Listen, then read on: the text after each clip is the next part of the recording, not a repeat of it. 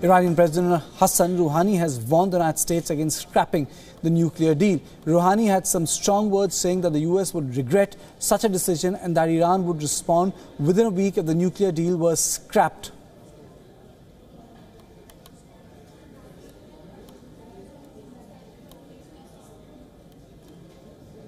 Officially registering. And I'm joined by my colleague Ramesh Ramchandran from the studio. Ramesh, what is one supposed to make of such a stern stand? Good afternoon, Karthike. First, the text of what Rouhani said there, Karthike. He says, and I quote him, he says, Iran will not violate the nuclear deal, but if the US withdraws from the deal, they will surely regret it. Our response will be stronger than what they can imagine, and they will see that within 1 week, unquote. So that's the threat, the veiled threat which Rouhani has hit out at Trump and his government. But that said, coming to the texts and the subtext of what he said there, Karthike, today marks the 12th anniversary of what is known as the Iran Nuclear Technology Day. Remember, in 2007, Iran mastered that cycle of uranium enrichment, which is a key process in civil nuclear energy. So Iran marks it every year annually on the 9th of April.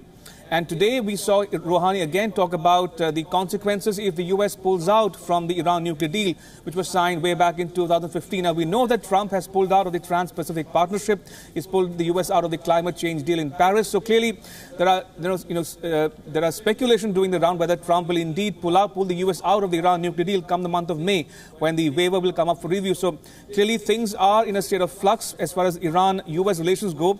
It remains to be seen whether the Trump administration will indeed go from here and withdraw entirely from the Iran nuclear deal. Or is it also because of the fact, Ramesh, that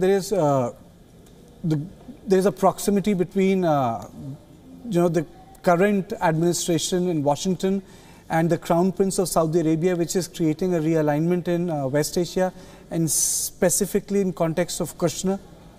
Well, if you look at Trump's foreign policy, Karthike, Iran seems to be one of those so-called axis of evil, along with North Korea, Iran, Syria, Venezuela. These form what the Trump administration calls the axis of evil. Now, we've seen Trump go ballistic on Iran in the last several months now, especially in the first term of his presidency. And he's always said that he wants the Iran nuclear deal to be either renegotiated or pulled out entirely from within the deal.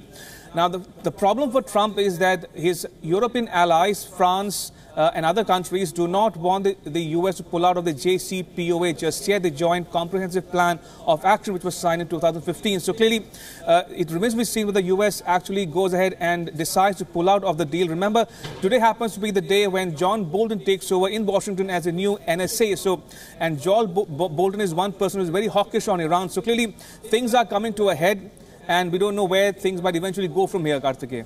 Or is it also a result of the fact that multiple and contradictory signals have emanated from Congress and White House when it comes to this deal which was signed by Barack Obama?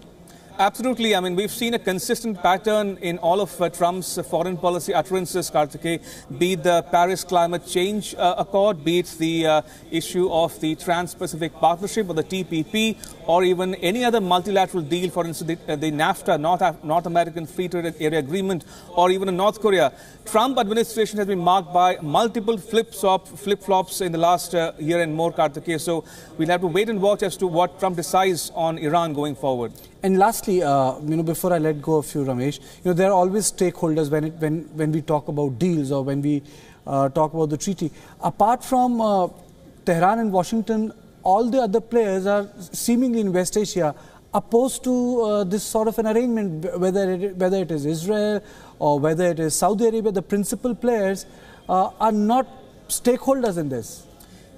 That's it. That's very correct, Karthike. Israel does not like the Iran nuclear deal. So does the US and some of its other allies in West Asia. But that said, there were 5 powers that signed the JCPOA in 2015, and many of them do not want to see the US pull out of the Iran nuclear deal because that will, there will be consequences for all parties concerned.